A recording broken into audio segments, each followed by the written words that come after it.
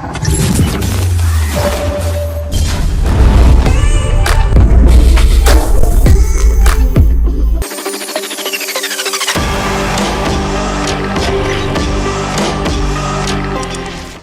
and welcome to NH Prime's Viewpoint. So Donald Trump is the 47th President-elect of the United States of America, and that too after an impeachment, after the conviction of a felony, after an assassination bid. So out of great odds, he's managed to again secure the seat of the President of the US. So what are going to be the implications at a geopolitical level, at an economic level, and what's up with the Make America Great Again theme that is always held on to? So as usual, we have with us Mr. Suresh Kochatil, who is a political analyst and a researcher. So Namaste ji. Namaskar, namaskar. So you've been going through this. It's been quite a wild ride in the United States. We've been seeing a lot of allegations being made on Donald Trump, a lot of legal activity going on him. Somehow he withstood the odds, even an assassination bid. And now he's holding on to the Make America Great Again kind of a scheme. So what exactly can we expect in Trump 2.0? Well, to start with, I would start by doing a comparison of a similar campaign against Narendra Modi. When you look back at 2002, during the 2024 campaign, they referred to 2002 again and said Gujarat riots, Modi should be in jail, Modi should be convicted and all that kind of stuff. Same with Trump. We saw allegations against him saying that he created a riot in the Capitol building, and then, he tried to get the election undone, the last election that he lost. All allegations were ringing. There is still about 20 odd cases against him, one of which is coming for the final judgment. But as the President-elect of the United States, I don't think the Justice Department will do anything. In US, unlike India, the entire Justice Department is politicalized. The prosecutors are politicalized. Of course, they are here also. The political parties appoint their own public prosecutors. But there, even the judges are compromised in the US. But anyway, that's not a subject matter of debate right now. But then again, we saw something similar. Modi is going to kill democracy. Modi is going to change the constitution. Fascist, everything. Same dialogue by Kamala Harris against President Trump. We had all kind of very, very bad words used against President Trump. They called him some word which is unprintable, actually. But at the end of it, he became the 47th President-elect of the United States.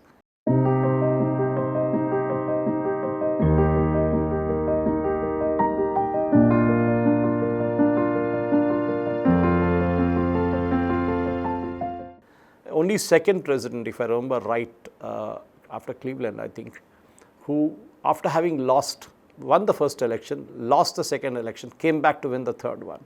It rarely happened. And I think the second president in 20 years, a Republican president who got a popular vote. In US, unlike India, we don't have a first past the post system.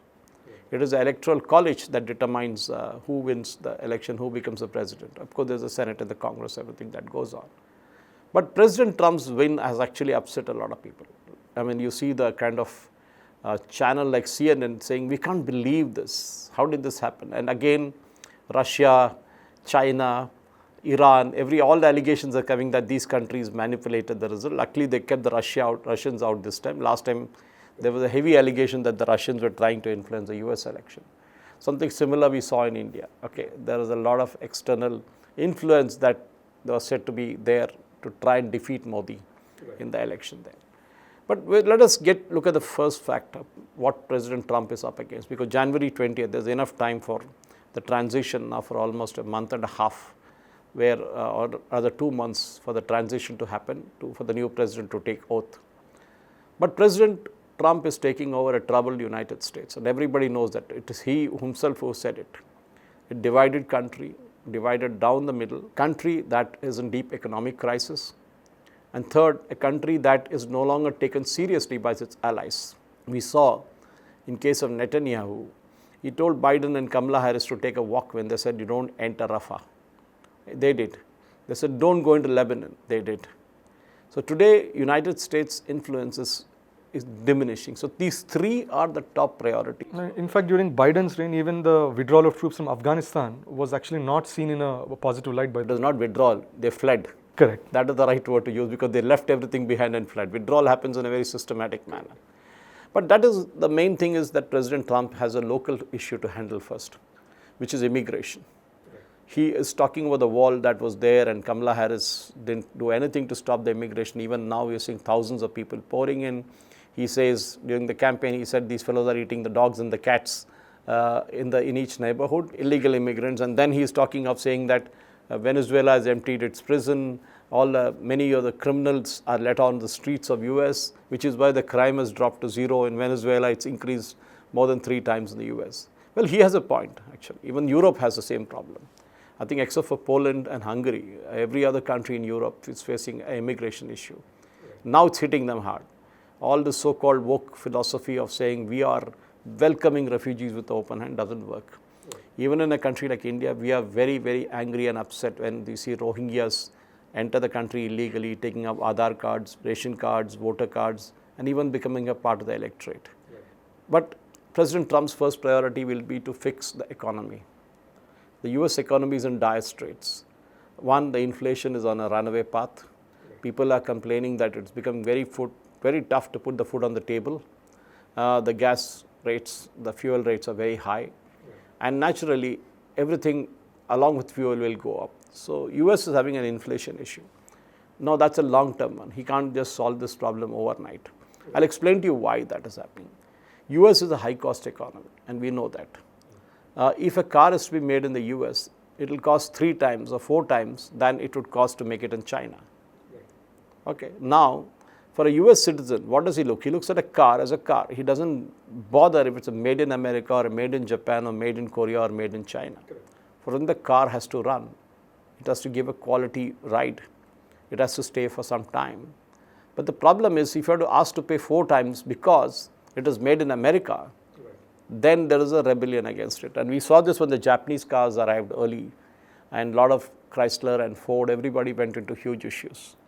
Same with when Sony came in with its product into US, the US economy, US manufacturers had an issue. Now, I always use this analogy, Aditya. I mean, if you remember, I said it many times. If the plumber costs more than the tap, then you have a problem. You buy a tap for, say, $10 in the US, and the guy who comes to fix it, I'm just taking a very offhand figure, guy who comes to fix the $10 tap is asking you for $20. That means inefficiency has set in. Something similar is happening in India, by the way. You buy a tap for 300, 400 rupees, the guy is coming is asking for 500 rupees. But India is still not there yet. We still have that advantage of getting an urban clap or somebody to come and do the job. But the US has this problem. So everything that they make in the US is expensive, which is why a lot of manufacturing moved out of the US to other countries. Now, President Trump is saying that he's going to put a lot of tariffs on it. But then the problem is, what is he trying to do? Is he trying to ask US citizens, look, you need to pay more because our wages are more? Now, US citizen will say, sorry, it doesn't work that way. I will buy what I want to buy at a rate which I want to buy. We saw similar boom in the software industry. Why a lot of professionals work for US companies is because it's very expensive for US to have its own people on site. So everything goes like that. You name it and they have it. There are positives also. America makes high technology stuff. They still make the airplanes, be it Boeing, McDonnell Douglas. I mean, we have the whole lot of stuff in America. Yeah, but for most of these manufacturing, like the world is kind of reliant on China. And Trump is known famously for having, a tilt a little towards maybe Russia, but not China as much. So do you think there will be some changes in terms of, the dynamics between the US and China at this point? There's one person who can upset it or make it stay that way. Elon Musk. Right. He's got a huge manufacturing facility in China. For electric vehicles especially, yeah. Teslas. He doesn't want to upset that. And President Trump, even on the victory speech, they referred to Elon Musk and said, let me tell you, we have a new star. A star is born, Elon.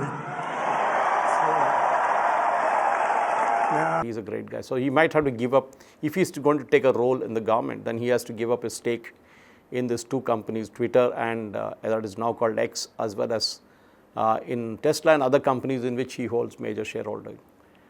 But that is not the point. The point with China is simple. The point is China has taken away the manufacturing powers of US. It started with the steel industry in the 70s and 80s and 90s. When the trade unions became very powerful, US steel was known for that's the biggest industry they had.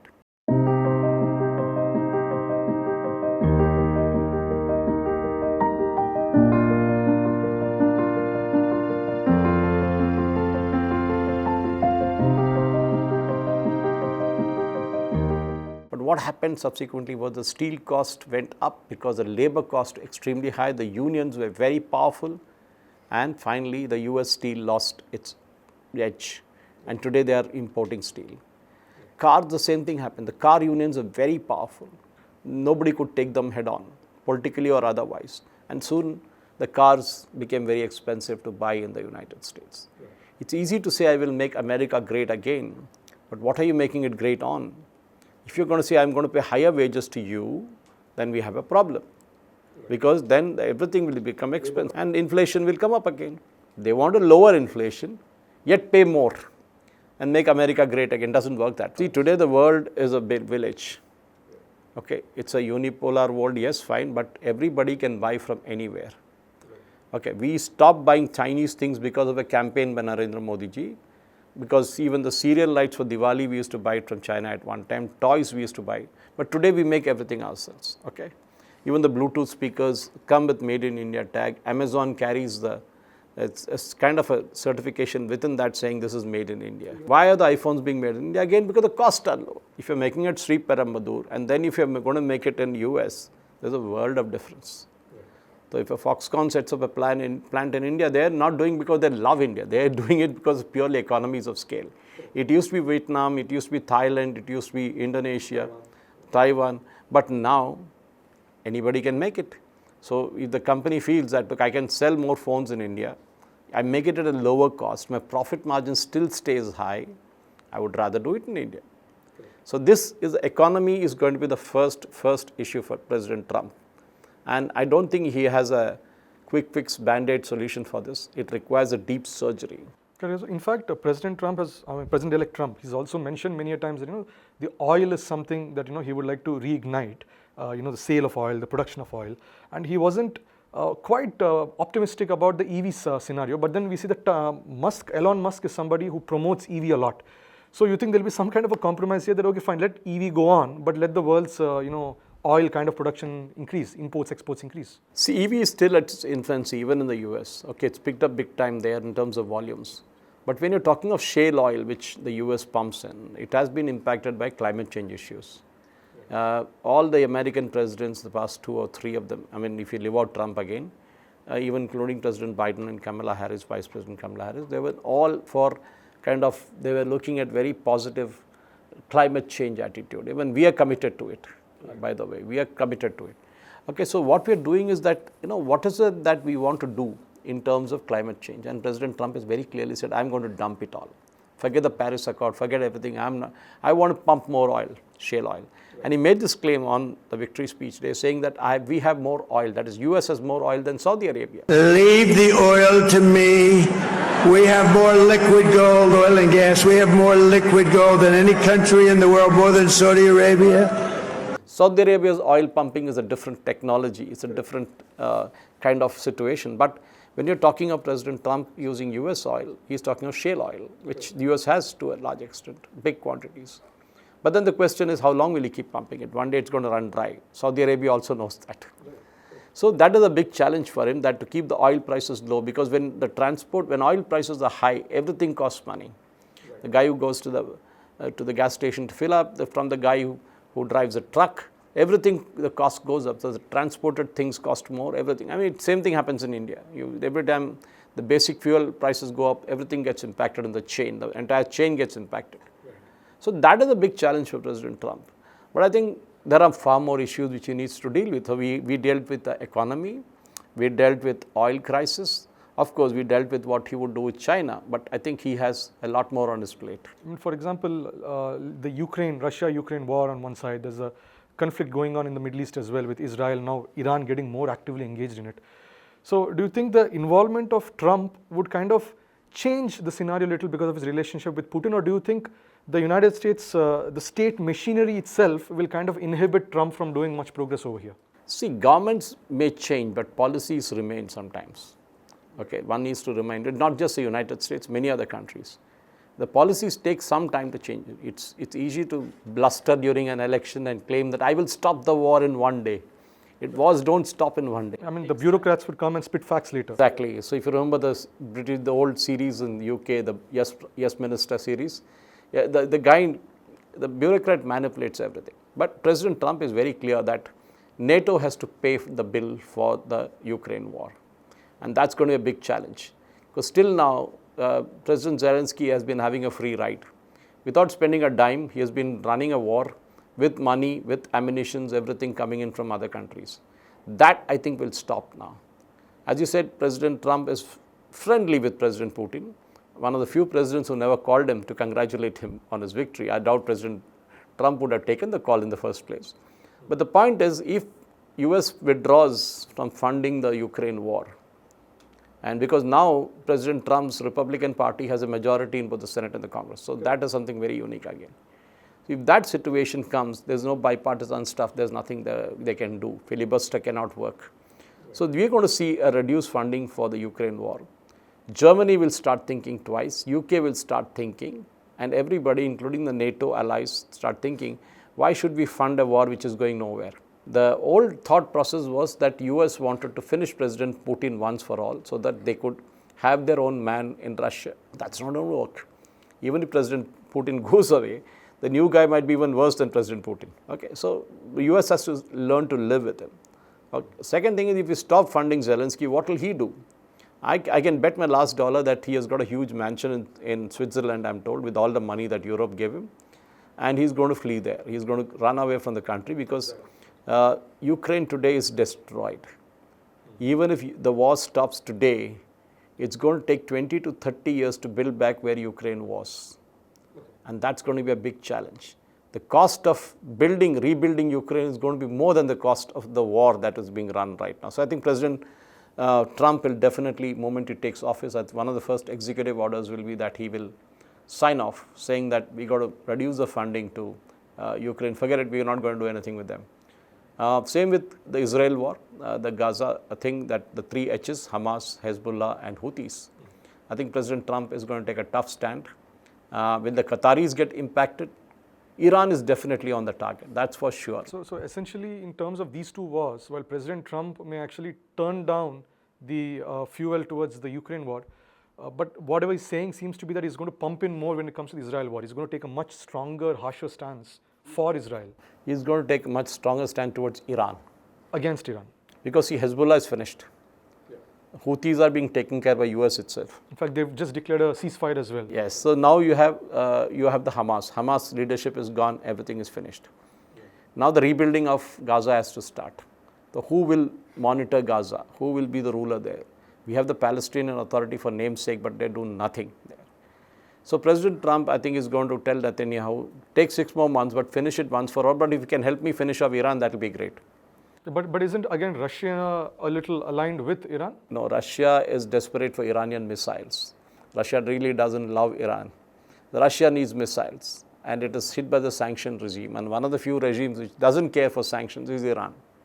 Okay. And they have the missile building capability, which to a large extent has been hit by the, 2 weeks ago we had the Israeli Air Force raid on Iran. Okay. But Russia it's a short-term friendship. So Russia will give up. The moment Ukraine war is out, you will not see a China-Russia friendship, nor China-Iran friendship. All that will go out of the window the moment this war is funded. I think President Trump is serious about it.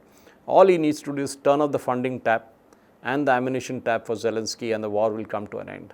It will be like a status quo. Keep whatever you have with you.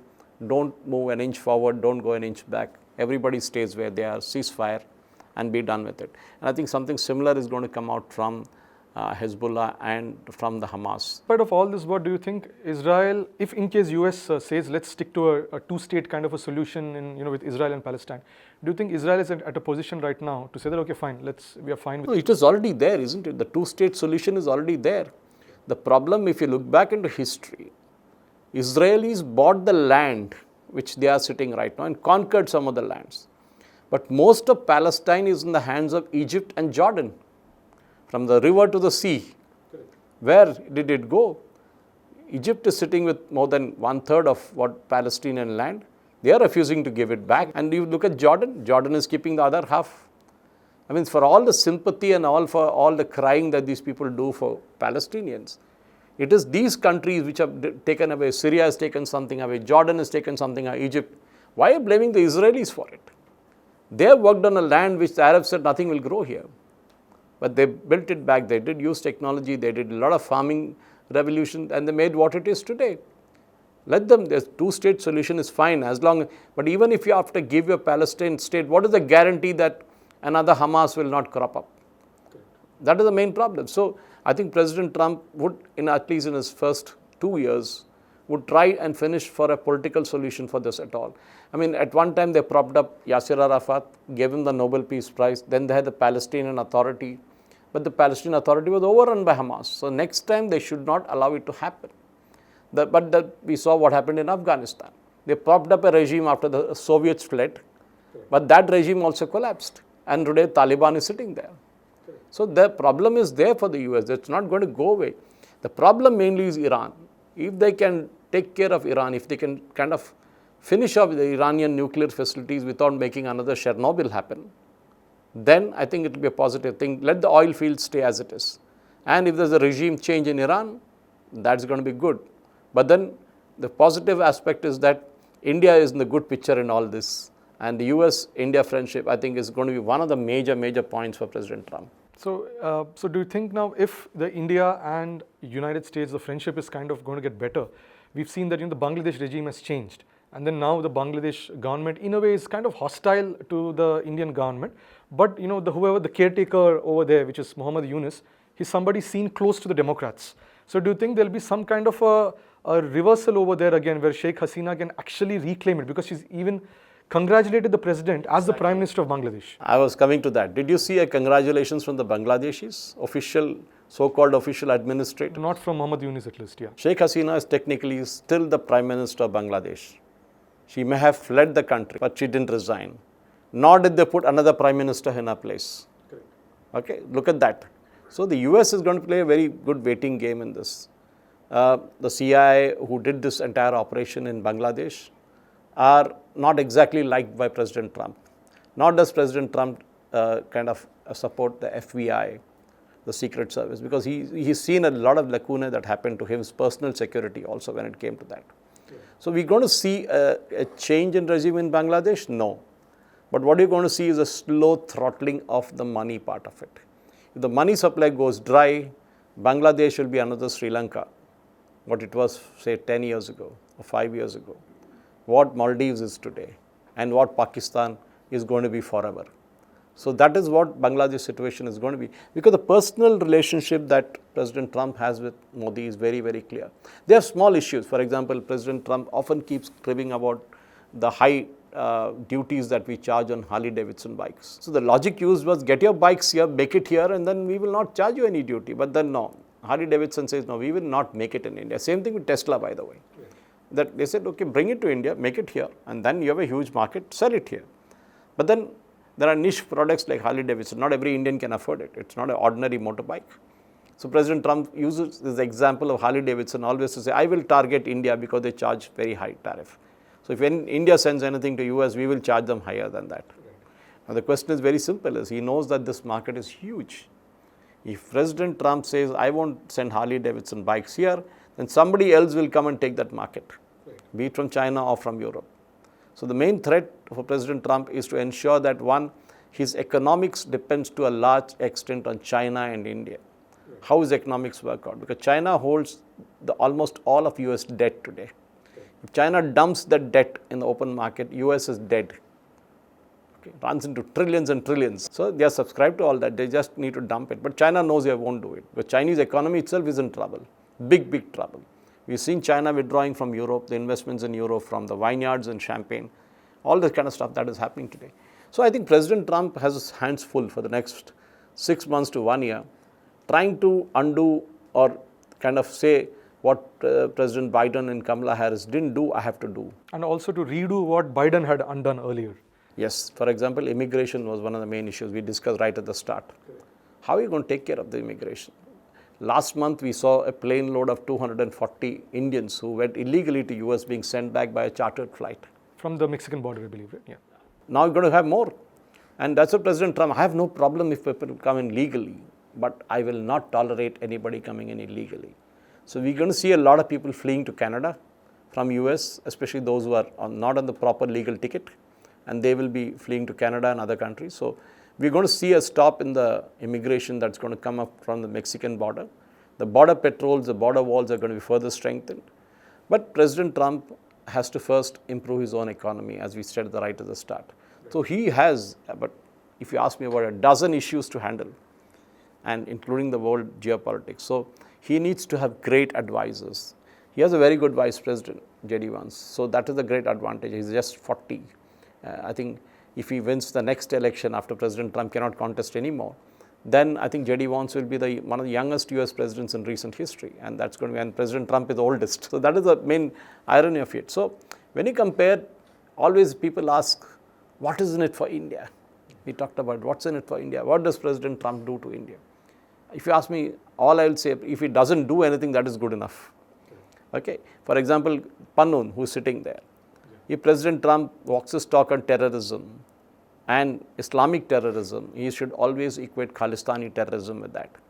And my hunch is, in fact, I tweeted about it, and I think even I wrote on my Facebook saying that you will see Pannun fleeing to Canada very soon, because he knows that the government has changed. The so-called cases against trying to kill him will all fall flat, because FBI and CIA, as I told you, are all controlled politically. Just in case if the Canadian government also may change, then that's going to become an even more tricky situation. Yeah, the problem in whichever government comes to power in Canada, we saw the Canadian opposition leader cancel a Diwali bash, Diwali party. So it's not going to change. Canada is in a mess. Canada is going to be driven back into the old 18th century dark ages very soon. They have a problem with immigration there also. Their housing costs are extremely high. The colleges are having a problem getting students from abroad now, because they used to subsidize the local student, but Canada is a different issue. But when you look at US as a country, I think it's a great country. Everybody admires for that. The world's largest democracy in that way, or the oldest democracy, you can say. Largest still being in the Indian subcontinent. But the problem is very simple, that US has a complex number of issues, which is why you saw the Latinos, the blacks, the minorities all voting for President Trump. The 7 swing states, he just took it away. So just like that. And perhaps as a last concluding question. So do you think there's a global movement of diversity, equality, inclusivity? Then we have this the LGBTQIA plus movement going on. So do you think with Trump at the fore right now for the next 5 years, do you think that will keep continuing? And they even say there's an Open Society Foundation running its agenda for subversion across the world. You think that's all going to take a hit, or you think that's going to do its? Yeah, President Trump can do it his own way. There's a limit to which Prime Minister Modi can do sitting in India, because we have our courts here which believes that terrorists are better than normal citizens in India. You've seen that with many cases where terrorists are getting bails, they're being given open judgment. Those who criticize India as a country, those who even call for the death of India, are given freedom to say that. But in the United States, you try and do it, and President Trump is going to be he's going to fall like a ton of bricks on them. And that is, I think, is the most important thing, because the LGBTQ and all the kind of nonsense, he will not tolerate. The woke campaigns that we saw on the campuses, that's going to go out of the window straight away. And we're seeing a lot of that impact already on television. A lot of people crying, a lot of people rolling down the road, everything. So I think that entire movement that happened even in India, that's why I always, starting at the outset, I drew a parallel between Modi's campaign against Modi and a campaign against President Trump.